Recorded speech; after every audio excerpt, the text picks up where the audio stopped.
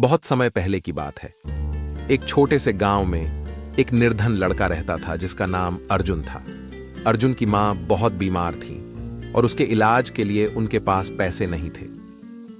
एक दिन अर्जुन को एक बूढ़ी औरत मिली जो बहुत परेशान दिख रही थी। अर्जुन ने उसकी मदद की और बूढ़ी औरत ने उसे धन्यवाद देते हुए एक जादुई घंटी दी। उसने कहा, इस घंटी को बजाओ और जो चाहे मांगो, तुम्हारी हर इच्छा पूरी होगी। अर्जुन ने घंटी को देखा और सोचा, क्यों ना इसे माँ के इलाज के लिए इस्तेमाल करूं। वह घर गया और माँ के पास जाकर घंटी बजाई। उसने इच्छा की मेरी माँ ठीक हो जाए। चमत्कारिक रूप से उसकी माँ पूरी तरह ठीक हो गई। अर्जुन और उसकी माँ बहुत खुश हुए। अर्जुन ने सोचा, अब मैं इस घंटी से और भी अच्छे काम कर सकता हूं। वह गांव में लोगों की मदद करने लगा।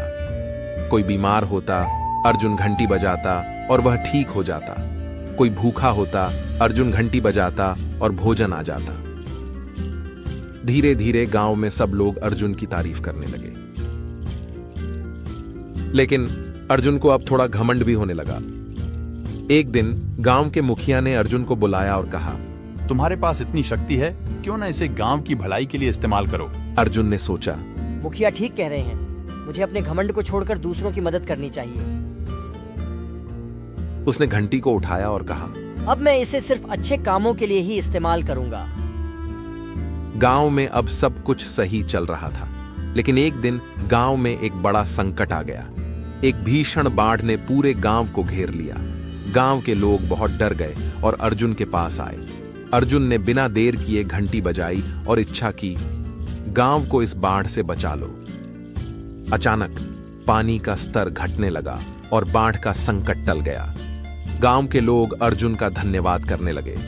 अर्जुन ने समझ लिया कि जादुई शक्ति का सही इस्तेमाल करना कितना महत्वपूर्ण है। कहानी का यह अंत सभी के लिए एक सीख थी कि शक्ति का सही उपयोग ही असली महानता है।